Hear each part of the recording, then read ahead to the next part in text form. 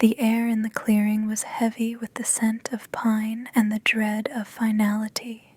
Lena stood perfectly still, a vision of fragile beauty against the rough, demanding world of the wildwood. Her flowing white hair caught the occasional sliver of sunlight that managed to pierce the dense canopy, and her strapless ivory gown seemed to glow faintly. She was the tribute, the final desperate plea from the dying human kingdom of Ethel. Her people had promised the Satyr Warlord, Dan San, their most cherished treasure, a maiden of the sun, famed for her serenity, in exchange for a fragile, temporary peace. Lena had accepted her fate. After years of cold marriages and political maneuvering in Ethel's court, this sacrifice felt almost like a release. Her eyes, long and dark, were generally lowered, granting her an air of deep, unshakable tranquility that belied the turmoil of the day. A sudden, sharp movement drew her gaze. Dan San emerged from the shadows of the ancient oak trees. He was colossal, a sculpture of honed muscle and dark, earthy power. His legs were thick and covered in sable fur, ending in hooves that barely made a sound on the mossy ground. Above the powerful shoulders, a heavy dark beard framed a stern face, dominated by massive twisting horns that proclaimed his rank. He wore only a simple leather bracer on one arm and a dark fur kilt around his waist, emphasizing his sheer primal strength. He stopped several paces away, his serious gaze sweeping over her. The maiden of Ethel. His voice rumbled, deep and resonant, like stones shifting in a riverbed. They did not exaggerate the beauty. Lena lifted her chin slightly, her voice soft but steady. "I am Lena. I am here as promised." Dan San's pointed ears twitched. He was accustomed to fear, screaming, or desperate bargaining from the tributes offered by the kingdoms clinging to the edge of his realm. He was accustomed to tears.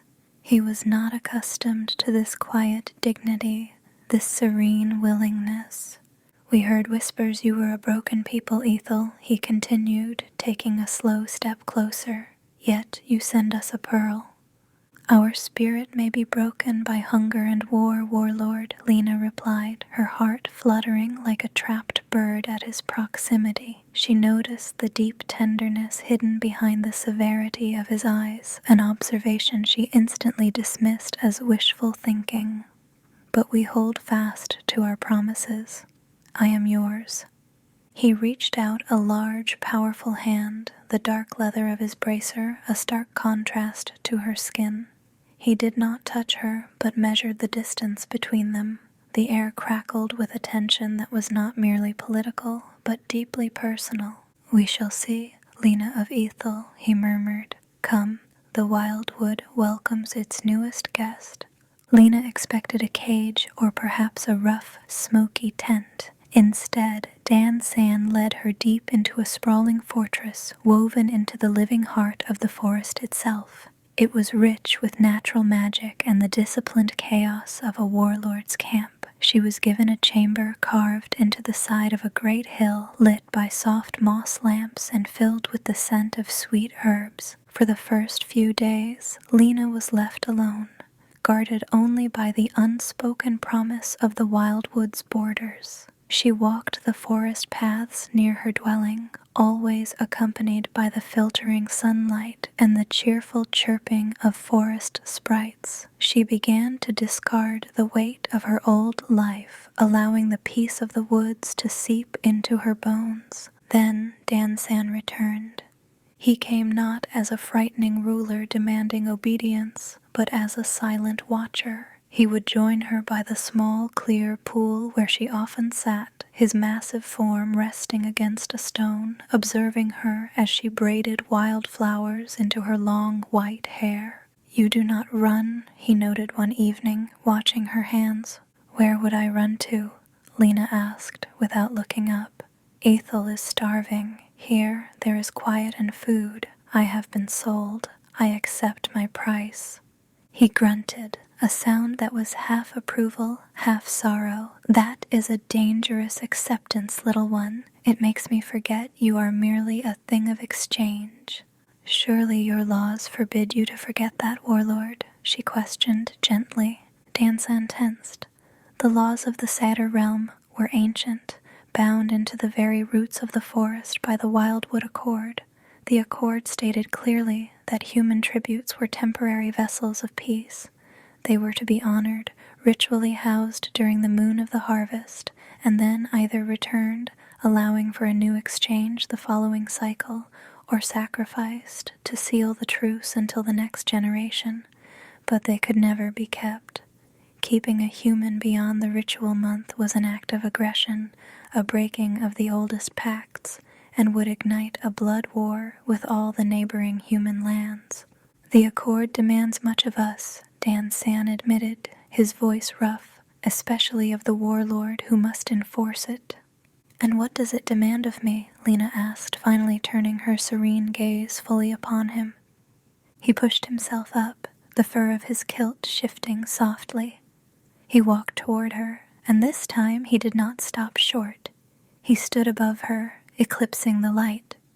"It demands that you remain a token," he said, the words heavy with something akin to regret. "A distant, cold thing of beauty that I can release without remorse. But you are warm, Lena, and you are here." She felt an overwhelming rush of emotion, a deep recognition of the longing that had haunted her since childhood, the desperate need to be seen, not for her lineage or her role, but for herself. She reached out, her fingers timidly touching the dark, coarse fur of his forearm. "And if I ask you not to release me," she whispered, his breath hitched. He closed his eyes for a moment, the tendons in his neck standing out. "That is treason, maiden, in my realm and yours." The moon of the harvest was waning.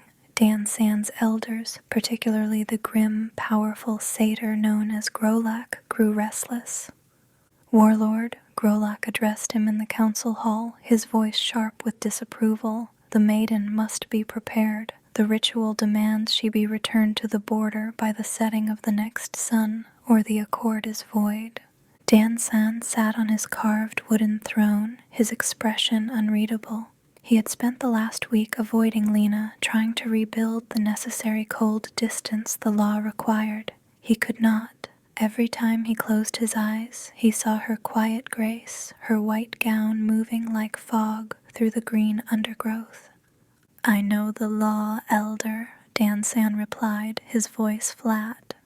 "To keep a human woman, Warlord, is to invite the swords of the entire alliance upon our homes. It is forbidden. You will sacrifice the wildwood for a trinket?" Grolak challenged. Dansan stood, his height overpowering the room. "She is not a trinket, and I will choose my own fate. Do not question the Warlord's judgment again, Grolak." But the warning had struck home. Dansan knew he could not simply defy the accord within the walls of the stronghold. His own people would rise against him for inviting destruction. He had to disappear, to claim her and run, to make their choice a private, irreversible act.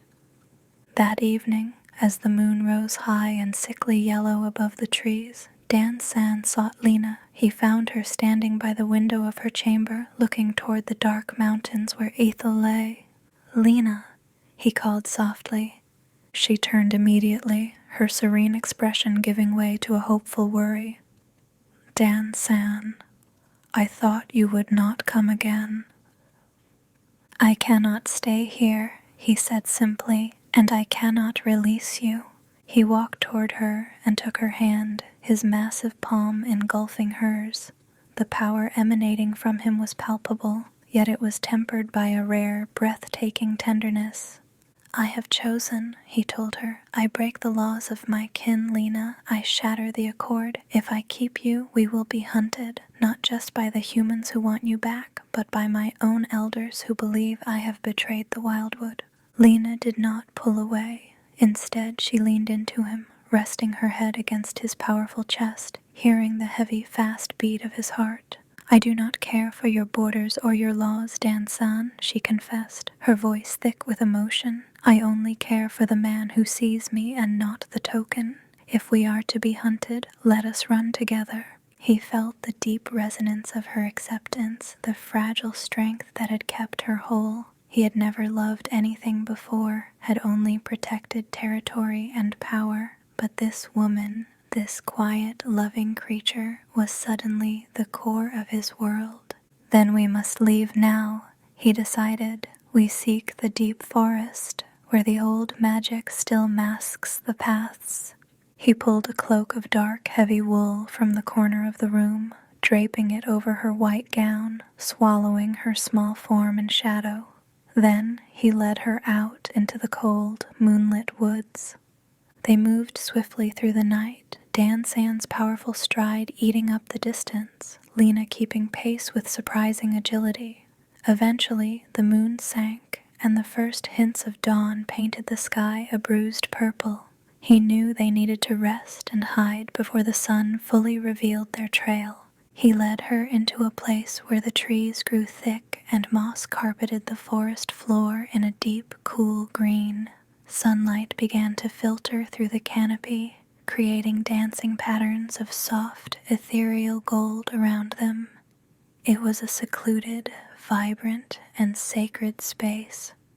Dan-san dropped the hunting sack he carried, turning to face her. His expression was a mixture of exhaustion, defiance, and tenderness. We are safe here for a few hours, he said, his voice low. Lena slipped the dark cloak from her shoulders. Her white gown was now stained with earth and dew, yet she looked more beautiful than ever, her long hair tangled with forest debris. She reached for him, her hands sliding over his muscular arms. I am grateful, she whispered, but I am frightened of what you have risked. I risked fear and duty, he countered, his hands resting gently on her waist, drawing her closer. I have gained something I never knew existed. His seriousness dissolved into a profound, yearning sorrow as he looked at her. He saw the genuine, pure love reflected in her eyes, a love not for the warlord, but for the fierce, burdened man beneath the horns. Lena, he breathed. He leaned down, and their lips met. The kiss was not demanding or rough, but hesitant, a deep questioning that sought reassurance. It was the acknowledgement of all the laws broken, all the duties forsaken, for this single moment of truth. He tasted of earth and the sharp, clean spice of the woodland. Lena melted into his embrace, her hands sliding up to cup his bearded jaw, feeling the slight roughness of his skin and the gentle curve of his pointed ears. She clung to him, the reality of their impossible situation fading beneath the warmth of his body. He pulled back slightly, his eyes tracing the delicate line of her shoulder where her gown dipped. His hands, though large and powerful, moved with careful reverence to trace the curve of her spine, pressing her closer to the hard, defined contours of his chest. You are so delicate, he murmured, his voice now nothing more than a soft rasp of wonder, like moonlight trapped in snow. Lena trembled. Not from fear, but from the raw, open emotion in his voice. She had longed for connection, for touch that meant more than ceremony, for a love that was dangerous and real. She found it here, standing on soft moss, beneath the watching eyes of the ancient trees. He gently slid his hands upward, unfastening the delicate sparkling belt at her waist. The gown, already loose, seemed to sigh as it slipped down, pooling around her hips, leaving her exposed to the soft, warm glow of the filtered sunlight. Dan-san inhaled sharply. He looked at her body, not with the predatory gaze of a warlord, but with a deep, consuming wonder. He knelt slowly, his movements deliberate, resting his dark, powerful head against her stomach, the horns brushing lightly against her skin. He did not rush, but paid silent tribute to the sheer, stunning beauty of her form. Lena reached out, stroking his dark hair, feeling the strong curve of his shoulders beneath her palms. The air was thick with the scent of musk and fresh dew. She closed her eyes, letting the serene peace she often projected become genuine. He lifted his gaze to hers, a flicker of true tenderness shining past the warlord's mask. He kissed the curve of her hip, a lingering, warm touch that sent a shiver through her. She felt the heavy muscles along his shoulders bunch as he rose again, lifting her effortlessly into his arms. He carried her to a secluded bed of thick, velvety moss, cushioned by centuries of fallen leaves. As they lay down, the white of her skin and the ivory of her hair provided a breathtaking contrast to the dark, warm tones of his body and the vibrant green around them. He kissed her again, deeply, urgently now, but still gentle. His hands explored the soft curves of her body, slow and respectful, as if learning a sacred language. The simple leather of his kilt provided no barrier to the heat of his skin against hers, and she reveled in the feeling of his immense, defined strength pressed against her feminine softness. Lena wrapped her arms around his powerful neck, pulling him closer, dissolving the last remnants of the Maiden of Ethel. There was only Lena, the woman, loved and desired. The world narrowed to the sound of their mingled breath and the soft rustle of the leaves above. When their bodies finally joined, it was not merely an act of passion, but a profound, silent vow. It was the sealing of their defiance, the moment they chose an outlaw love over the safety of empires. The earth felt soft beneath them, the filtered sunlight warming their skin, cementing their bond in the heart of the sacred, shattered wildwood accord. They lay together as the sun climbed higher, the forest awakening around them. Lena was curled against the incredible heat of Dan San's side, his arm draped possessively over her waist. She felt utterly safe, more secure than she had ever been in her father's castle. "We have done a terrible thing, my heart," Dan San murmured into her hair, using an endearment so raw and new it felt like a prophecy. "We have done the only thing we could," Lena corrected, lifting her head to look at him. She touched the tip of his horn gently. "Do you truly regret breaking your laws for me?" He tightened his grip on her, his serious expression softening into a look of absolute devotion. "I regret only that I waited so long. Now we must run. Grolak and his hunters will follow the paths, but we will go where the paths end." He helped her dress, pulling the dark cloak back around her. The white gown beneath was no longer spotless, but carried the beautiful marks of their defiance, a smudge of black earth, a crushed petal. They climbed to their feet, ready to face the world they had just thrown into chaos. Just as they prepared to move deeper into the ancient woods, they heard the distant, chilling sound of a hunting horn, the Satyr call of pursuit. Dan San became the warlord again instantly, his body taut and alert.